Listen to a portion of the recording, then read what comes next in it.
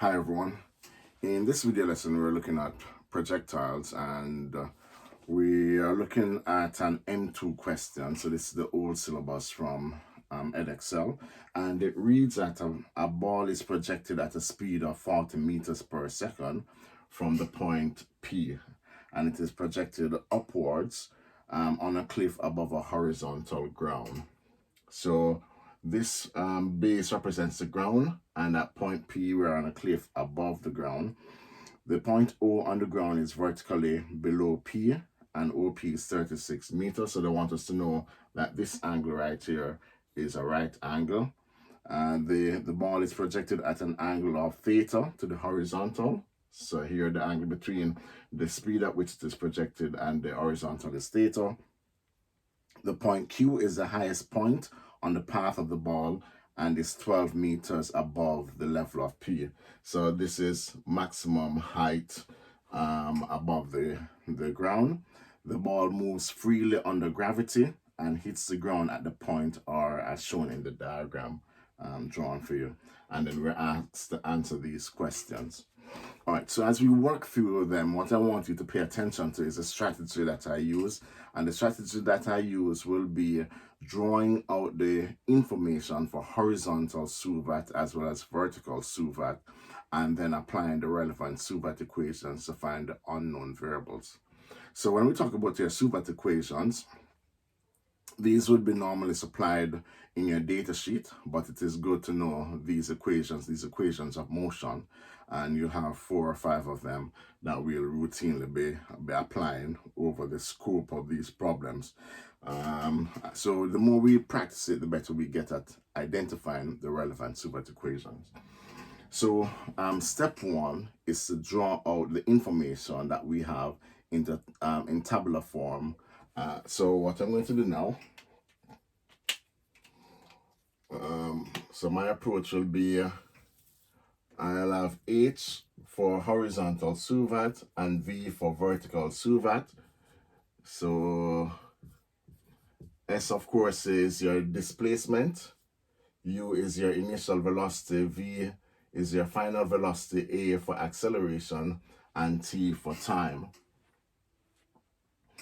So here, let's see what we have, and we're going to be looking at the entire journey. So we can do SUVAT equations for half of the journey or the entire journey, and this will be for the entire journey.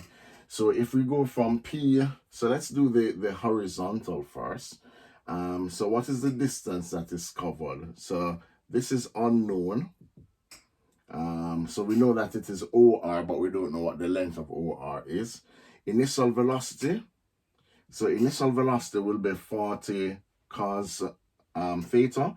So recall that if this is 40, when we find the vertical component of the speed, it's going to be 40 cos theta, and the horizontal component, is 40 cos theta, and the vertical component is 40 sine theta. So when we are treating 40 would be a velocity.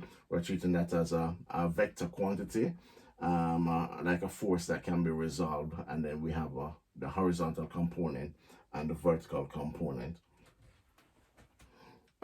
So the initial horizontal speed will be this 40 cos 30. Now, because gravity does not act horizontally but only acts vertically, we know that acceleration is going to be 0. So the horizontal component of acceleration is 0, and therefore our initial horizontal component for speed will remain the same throughout the course of the journey. So it will remain 40 cos 30. So the final horizontal component of velocity is the same as the initial horizontal component of velocity because acceleration is 0. The time of the journey is unknown. All right, so what else do we know? If we look at, now here, since we're given some information about the maximum height, it might be beneficial to also use that. All right. otherwise we can, yeah. So let's use that initially. So from here to here, maximum height, we know that S is going to be 12. So that will be the displacement. The initial vertical speed is 40 sine 30. All right, so at max height, so by definition, the vertical component of speed will be equal to 0 at the maximum height. Acceleration, we're going to assume up is positive, and that will be the default setting throughout the problems that I work. I'm going to assume up is positive. So it's moving under gravity, so acceleration will be minus 9.8, and then the time is unknown. So we have the path of a ball. It reaches a maximum height at Q, and then it falls to the ground at R. And then we want to use all of that information to solve for theta. So let's see where we are. So what I've done now is initially I have drawn up the vertical and the horizontal suvat for the point Q. All right. So this will remain the same. This doesn't change at this moment. So at this point Q, we still don't know what the horizontal distance is, and we don't know what the time taken is. So this is perfectly fine. So what we're going to do is we're going to use this information in order to solve for theta. So we know what S is, and we have all of this, so we can use V squared is equal to U squared plus 2AS. So we choose that Suvat equation that has all of this information in it, and then we solve for the unknown parameter. So V squared is 0 squared is equal to U squared, which is 40 sine theta square plus 2 lots of A minus 9.8, and S is 12. And again, notice that since we're going up, S will be 12. S is a vector quantity. If we were going down below, and I'm taking this as the 0 line.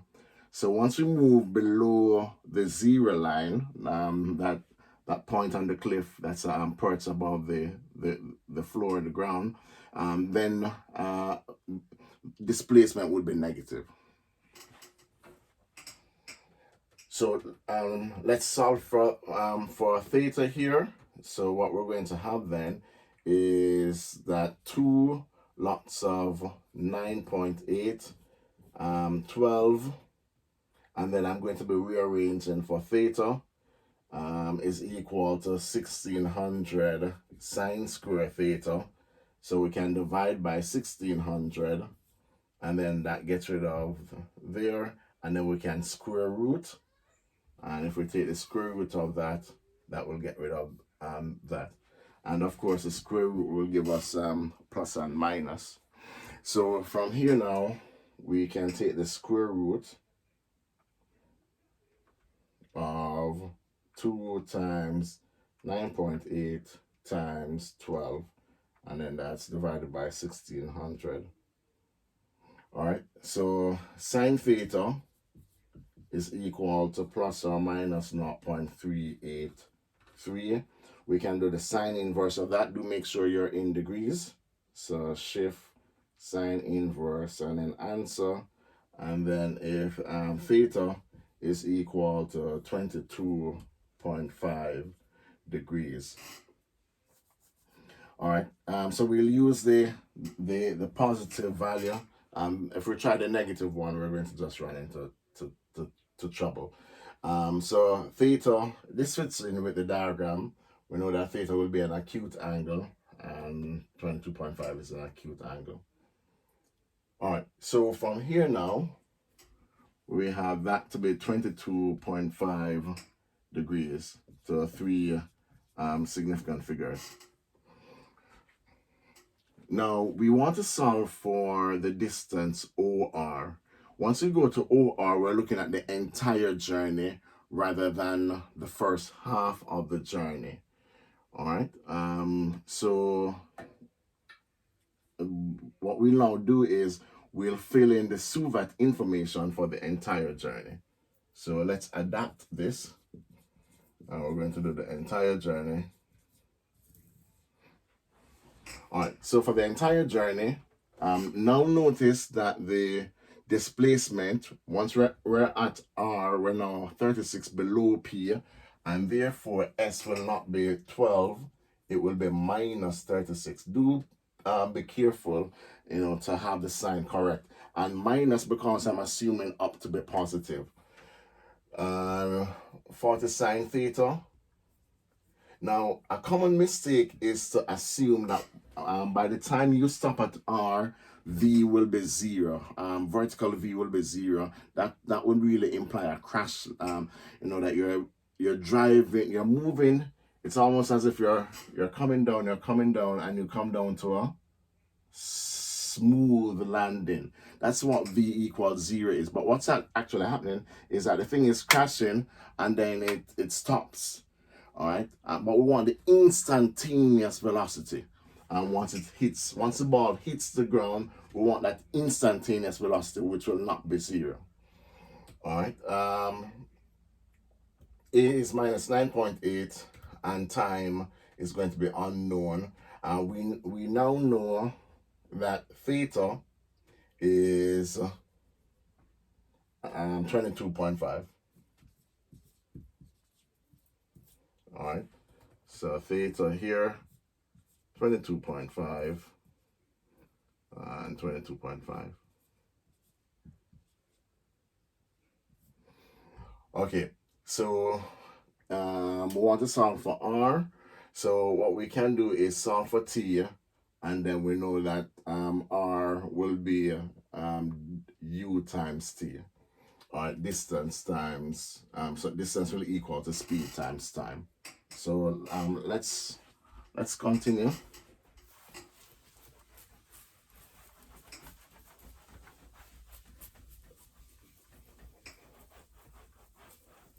All right, so we have S, U, and A.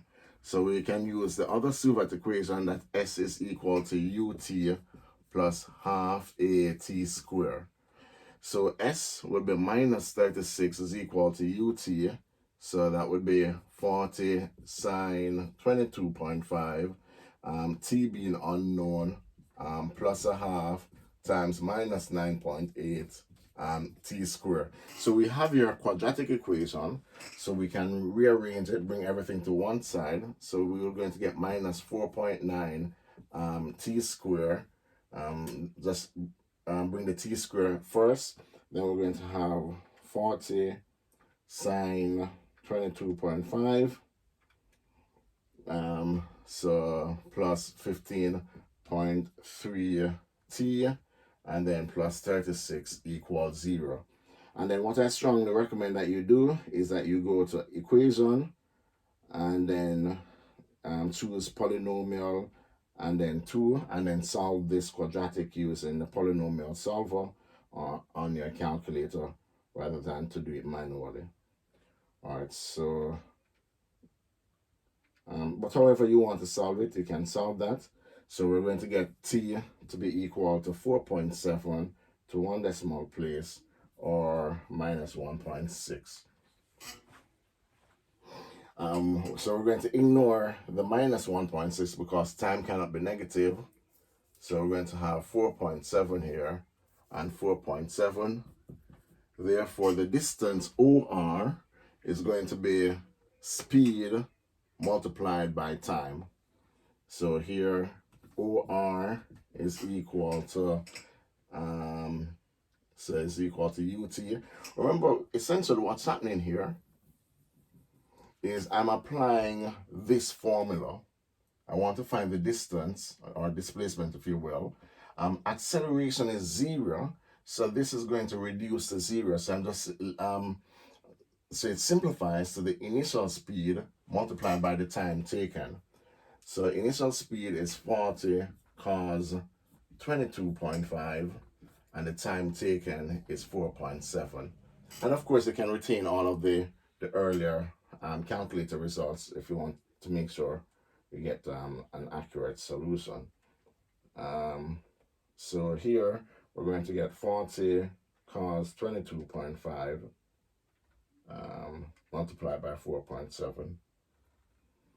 So OR is equal to 170 to two significant figures. So I would normally round my answer to two, at most three significant figures, and that's because in our calculations involve gravity, which is rounded to two significant figures. So we don't want to over specify our solution, otherwise we're in danger of losing an accuracy mark. So this is going to be 170 meters.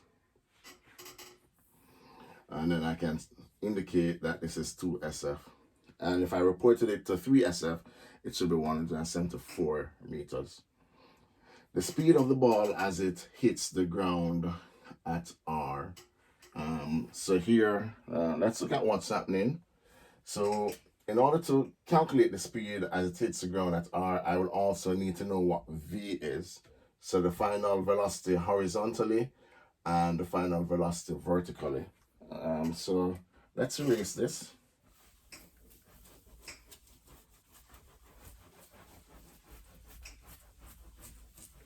And then go ahead and complete the calculations. So the final velocity, our V here, recall that V squared is equal to U squared plus 2AS. And you will have the host of the Suvat equations in your data sheet, or you should have those for your inspection, in order to determine which one you're going to use to solve these. So V squared is equal to U squared, so that is our U, 40 sine 22.5, and we square that plus 2 lots of A, and then S is minus 36. So V is going to be equal to the square root of answer. So let's see what we have. So square root of 40 sine 22.5 square plus 2 times negative 9.8 times negative 36.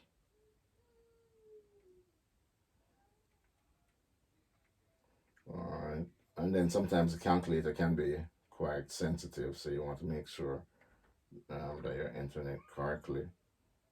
All right, so let's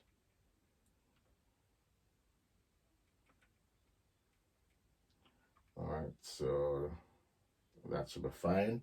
So this should be equal to 30.7.